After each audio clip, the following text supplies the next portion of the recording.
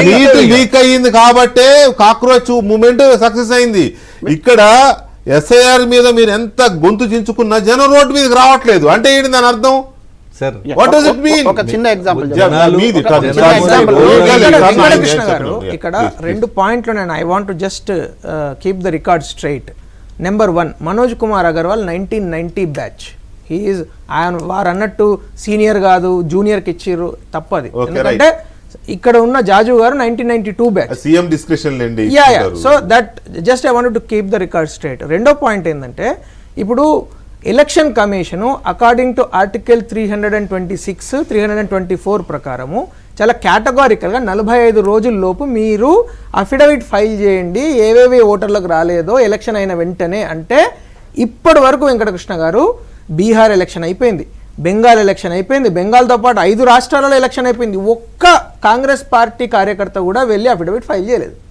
మరి ఇంత పెద్ద పార్టీ ఇన్ని ప్రెస్ మీట్లకు టైం వేస్ట్ చేసుకుంటూ పెద్ద పెద్ద ప్రెస్ మీట్లు పెట్టి లక్షల రూపాయలు ఖర్చు పెట్టి 5 స్టార్ హోటళ్లలో ప్రెస్ మీట్ పెట్టిన పార్టీ మరి ఒక అఫిడవిట్ ఫైల్ చేయాలి కదా. ఎలక్షన్ కమిషన్ అంటే రాజ్యాంగబద్ధంగానే అఫిడవిట్ ఫైల్ చేయమన్నది కదా. ఇప్పుడు నామినేషన్ ఫైల్ చేయాలి, అది కూడా అఫిడవిటే కదా. అఫిడవిట్ ఫైల్ చేస్తున్నారు అందరు క్యాండిడేట్లు, దానికి వ్యతిరేకత ఏమున్నది? మీరు ఫైల్ చేయనుండే 45 రోజులలో మీరు సీసీ కెమెరాలు కావాలంటే సీసీ కెమెరాల ఫుటేజ్ తీసుకోవచ్చు, అన్నీ తీసుకోవచ్చు. ఎవ్రీథింగ్ ఈజ్ ఎలక్షన్ కమిషన్ చాలా కేటగారికల్గా చెప్పింది. మీరు ఏ వివరాలు అడిగినా కూడా మీరు దయచేసి అఫిడవిట్ రూపంలో 45 రోజుల్లోపు అడగండి, మేము మొత్తం ఇస్తామని చెప్పండి. ఇప్పటి వరకు ఒకటి కూడా ఫైల్ చేయలేదు. Number 1 point. నెంబర్ 2, వాళ్ళు ఏం చెప్తున్నారు, ఇప్పుడు మీరు అసలు ఎస్ఐఆర్ఏ చేస్తే ఈ విధంగా చేయొద్దు, ఇంకో విధంగా చేయాలని చెప్తున్నారు. నేను ఒక్కటే మాట చెప్తా, హైదరాబాద్లోనే 4835 రోహింగ్యాలు ఉన్నారని రాచకొండ పోలీసు నిర్ధారణ చేశారు. ఇప్పుడు వీళ్ళందరికీ ఓట్లు ఇవ్వాలా చెప్పండి? ఇవ్వద్దు కదా. ఇవ్వద్దంటే వీళ్ళందరినీ సో వెంకటకృష్ణ గారు ఇప్పుడు మీరు absolutely nail on the head అంటారు కదా. సో అట్లాంటి పాయింట్ తీసుకొచ్చారు.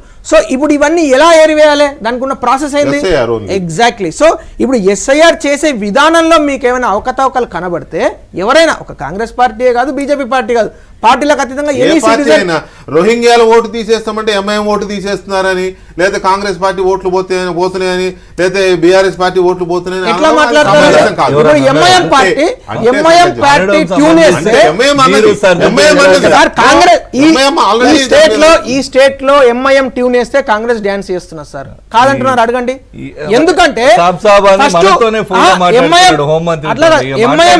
ఎంఐఎం పార్టీ ఫస్ట్ ఒక ట్యూన్ వేస్తుంది, అసదుద్దీన్ ఓవైసీ గారు చెప్తారు, వెంటనే ఆ ట్వీట్ కు కొంచెం మార్పులు చేసి ఆయన ఇంగ్లీష్ లో ట్వీట్ వేస్తే ఈయన తెలుగులో ట్వీట్ వేస్తారు.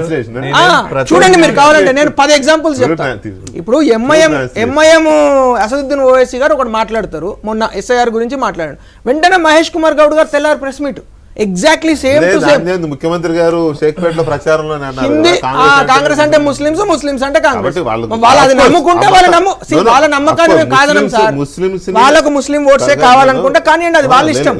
ముస్లింస్ కూడా ఓన్ చేసుకోవాలనే కాంగ్రెస్ పార్టీ విధానాన్ని మనం తప్పట్టాల్సిన అవసరం లేదు. కానీ బంగ్లాదేశ్ లోనో రోహింగ్యాలనో ఆపరేషన్ సింధూర్ సమయంలో వెంకటకృష్ణ గారు మీకు నేను ఒకటే మాట చెప్తాను, ఆపరేషన్ సింధూర్ సమయంలో just give me 10 seconds. Operation Sindoor సమయంలో ఈ దేశంలో ప్రతి రాష్ట్రంలో బంగ్లాదేశీలను, పాకిస్తాన్లో వెంటనే ఐడెంటిఫై పంపించమంటే ఈ రాష్ట్రంలో ఒక్క మనిషిని కూడా ఐడెంటిఫై చేయలేదు, ఒక్క మనిషిని కూడా. అంటే ఒక్క మనిషి కూడా లేరా?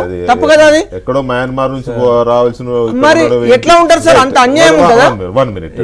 నేనేమంటా, ఎలక్షన్ కమిషన్ గురించి అంత గొప్ప చెప్పారు కదా, మీరు కూడా